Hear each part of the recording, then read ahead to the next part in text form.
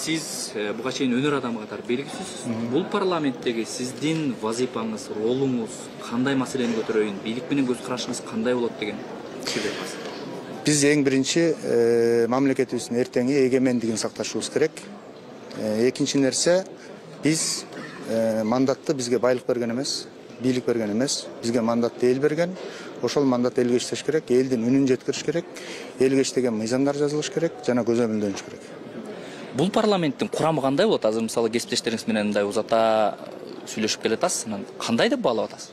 Парламент эми Кудайдын буйругу менен куралды. Эми мындан аркысы ушул жерде келген биздин коллегалардын дарамети менен, алардын ишмердүүлүгү менен, алардын акыйкаттуулугу менен, алардын чынчылдыгы менен, алардын элге берилген жүрөгү менен аныкталат деп ойлойм. 6 чакырылышка сын көп айтылды. Чөнтөк парламент болду, бардык президенттердин мындай аткарган берген буйруктарын аткарып келди деди. 7 парламент, чакырылыштагы парламент кандай болот деп ойлойсуз? Ошону айтып атпайм, ошол А1ден эң негизгиси. Бул биз дагы бир нерсени баса белгилеп айтышып кетишибиз керек. Бул аманат. Элдин аманаты. Биз ошол элге, биз ошол мамлекетке, биз ошол эртеңки келечекке кадамды туура ташташыбыз керек.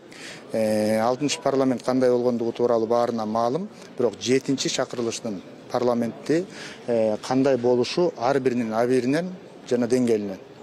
Аны көрө жатабыз. Сиз жеке өзүңүз эгерде жогору жактан, жогорку бийликтин өкүлдөрүнөн кандайдыр бир тапшырма түшсө, каршы чыгууга дараметиңиз жетет деп ойлоп турасызбы? Эгерде акыйкатсыз тапшырмалар болсо, биз албетте каршыга даярбыз.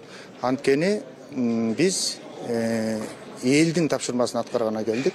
Биз кимдир бирөөлөрдүн, ал же бул партиянын, же ал же бул саясатчынын, же бийликтин тапшырмасын аткаралы деп келген жокпуз. Биринчи эле маселе ошол сыноо болду окшойт, ошо төрага шайлоодо.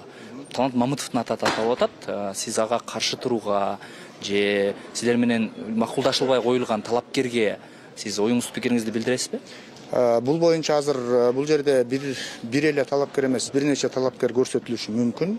Биз ошолордун арасынан өзүбүздүн жүрөгүбүздөгүнү, парламентти эртең алып кете турганды, тажрыйбасы барын, эртеңки бир мындай кадамдарды туура таштай ала турган, бүтүндөй парламенттин аброю үчүн мыкты бир кандидат көрсөтүлсө, ошону колдойбуз. Ал же бул деп бирөөнү азыр айтыш кыйын. Кимдин аты аталып атат? Белгисиз. Рахмат, ишиңизге келгиле.